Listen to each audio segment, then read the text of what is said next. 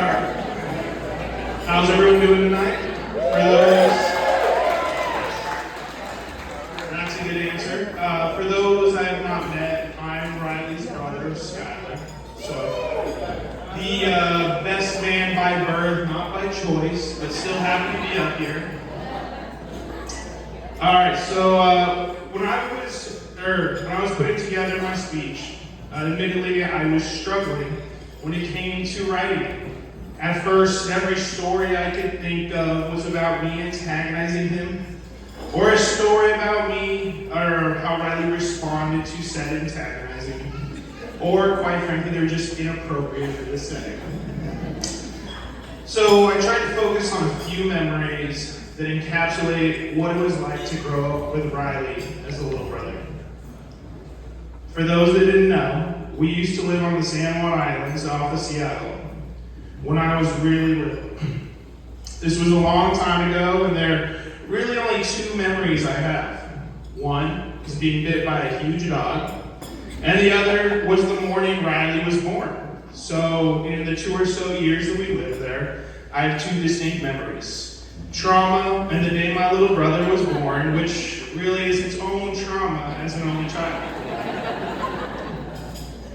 Riley was always a good sport, whether it was letting me shoot street hockey balls I didn't want, made him play goalie, or when I would make him ask our parents if we could have Xbox time to play Halo because I didn't always want to be the one asking. Or me convincing him to ride headfirst down the huge hill in front of our house, face first on a skateboard. We had a lot of good times together growing up. One year, I forget the reason, but we went to visit our uncle in Pennsylvania during the winter. Being California kids from a beach town, we rarely saw snow. And anytime we went anywhere that had the potential to snow, I would hope that we'd be blessed with even just a few inches. That's what she said. Well, that trip, we got it. Not a lot of snow, but just enough. That's also what she said. And the house that my uncle lived on at the time had a huge hill in the backyard with a steep slope going down. That night, the topic of rolling down the hill in the snow came up, and how we got there, I don't quite remember. But ultimately, the challenge of rolling down it naked was proposed. Riley, seeing an opportunity to make a few bucks, said he would do it if we give him a couple $100. So naturally, we crowdsourced that in about 30 seconds.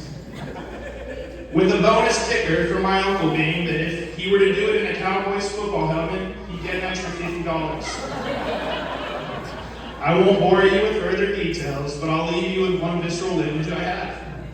As we gathered in the backyard and in the middle of the night, I'll always remember seeing Riley coming out of the basement in nothing but a Cowboys football helmet, ready to conquer the mountain. I learned that night that great memories can come from moderate expenses, and I did see a hill outside in case anyone wants to throw a few bucks together. When Riley first met Kirra, he told me how he met a beautiful woman who was an amazing dancer with a bright future, how she had a great loving family, and naturally, like any big brother would do, I questioned if she was even real. But she's very real. She's beautiful, has a strong understanding of her goals in life, and I learned after playing paintball with her brothers, she has a great family. I'm grateful that they've welcomed my baby brother into their family, and that she has been my brother's inspiration to be the best man he can be. As we all know, life can throw a lot at you, and if you don't have a purpose and a strong why to keep you focused, it's easy to get pulled off course and squander good opportunities. I'm happy that Riley was able to meet Kirra because she very clearly has given him his why. When we were kids, Riley loved Lord of the Rings. It was his favorite story, movie, video game, etc. So much so that when we went to the Renaissance Fair, I won a cheap metal sword that I had won from a game for about $5, which Riley later bought off me for about $80.